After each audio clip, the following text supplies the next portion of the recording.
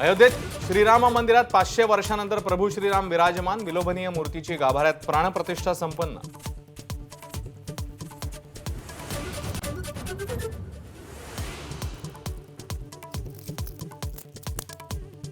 पंतप्रधान मोदी, योगी आदित्यनाथ, सरसंघचालक मोहन भागवत यांच्या उपस्थितीत श्रीरामाचं पूजन. मंत्रघोषात विधिवत प्राणप्रतिष्ठा संपन्न.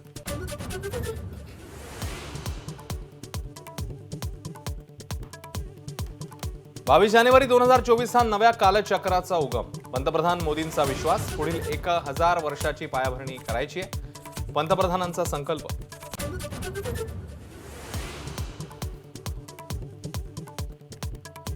श्रीराम प्राणप्रतिष्ठा सोहळ्याला देशातले विविध क्षेत्रातले मान्यवर उपस्थित. ज्येष्ठ शास्त्रज्ञ, उद्योगपती, कलाकार, नेते मंडळींच्या उपस्थितीत सोहळा संपन्न. श्रीरामाच्या प्राणप्रतिष्ठेनंतर अयोध्येमध्ये दिवाळी. राम मंदिराला आकर्षक रोषणाई तर शरयुतिरी दीपोत्सव साजरा. अयोध्येतले रस्ते, घरं दिव्यांनी उजळली. रामाच्या प्राणप्रतिष्ठेनंतर महाराष्ट्रही राममय. ठिकठिकाणी दीपोत्सव साजरा. रामभक्तांकडून शोभायात्रेचं आयोजन, सोबतच फटाक्यांची आतषबाजी. अयोध्येतील प्राणप्रतिष्ठेच्या निमित्ताने मुख्यमंत्र्यांची मुंबईमध्ये शोभायात्रा.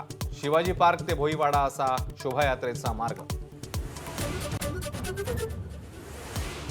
नाशिकच्या काळाराम मंदिरात उद्धव ठाकरेंनी घेतलं दर्शन. नंतर गोदातीरी महाआरती. रश्मी ठाकरे, आदित्य आणि तेजस ठाकरेही उपस्थित.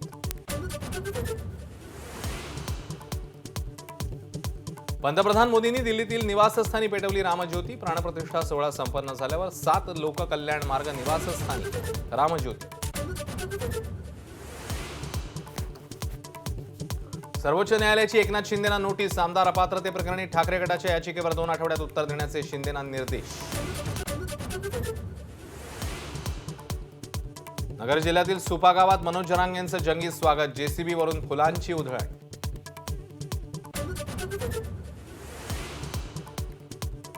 1 कोटी घरांवर सोलर संयंत्र लावणार. केंद्राची गरीब आणि मध्यम वर्गासाठी पंतप्रधान सूर्योदय योजनेची घोषणा. अयोध्येतनं परतल्यावर पंतप्रधान मोदींचा पहिला निर्णय जाहीर.